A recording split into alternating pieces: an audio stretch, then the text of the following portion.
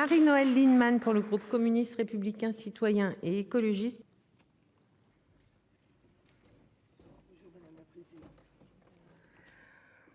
Mes chers collègues, résorber la précarité énergétique devait être une priorité absolue de la nation dans cette période.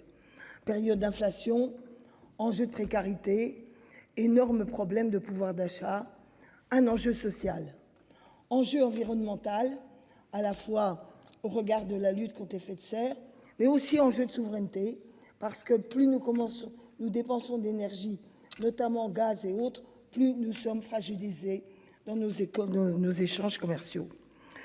Donc on devrait, dans cette situation, mobiliser tous nos efforts, et nous constatons, et nous de ce point de vue, nous partageons totalement le diagnostic fait par nos collègues du groupe socialiste, c'est que la nature même de nos efforts n'est pas à la hauteur de la tâche, ni pour l'immédiat, ni pour l'avenir.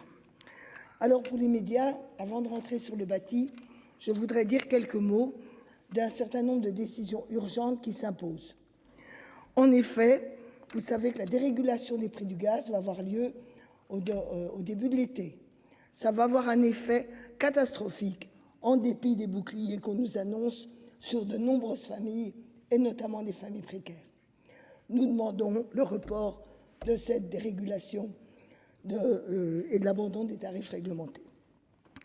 Deuxième sujet majeur, ce que nous avons proposé depuis des années, c'est-à-dire la revalorisation de l'APL charge, qui n'a pas été revalorisée, dont nous demandons au moins le doublement, car c'est un moyen de solvabiliser les familles.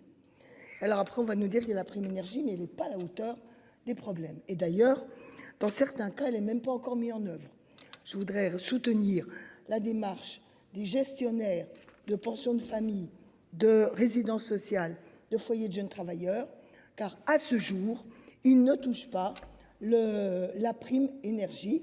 Et vous savez, comme il ne s'agit pas d'un bail et d'une location, c'est bien le gestionnaire qui doit toucher l'argent. En l'occurrence, ces jeunes, ces personnes en pension de famille sont en difficulté majeure. Donc, je ne vais pas revenir, tout le monde l'a dit, sur l'ampleur des mobilisations nécessaires pour le bâti.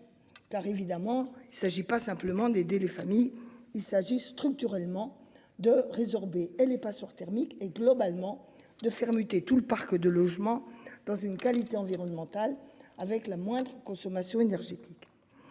Alors, j'entends bien, monsieur le ministre, ce que vous nous dites. Quand je vous écoute, j'ai l'impression qu'il suffit de continuer comme on est et qu'on va atteindre des objectifs. Sauf qu'il n'y a pas un spécialiste qui considère qu'avec l'état actuel de la prime rénov', nous allons atteindre nos objectifs. Veut-on une fois de plus être au tribunal pour insuffisance énergétique? Donc moi je le dis tout net, il faut une révolution copernicienne. Nous attendons beaucoup des travaux de la commission d'enquête, mais les propositions actuelles du groupe socialiste sont une première étape qui devront être complétées, peut-être réorientées dans certains cas, mais le signe politique doit être donné aujourd'hui, ici et maintenant. Je voudrais terminer sur un problème que nous rencontrons, qui est les fameux accompagnateurs MaPrimeRénov'. Notre grande crainte est qu'on ouvre tellement les vannes de la légitimation d'un certain nombre d'acteurs, dont certains sont privés, pas toujours avec les compétences. Je pourrais vous donner multiples exemples, par exemple, de pompes à chaleur qui sont sous-estimées quant au volume nécessaire.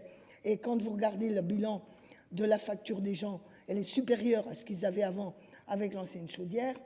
Il faut que ces acteurs d'accompagnement soient certifiés de service public. Et en tout cas, c'est impératif, car l'accompagnement doit être un prérogatif de service public.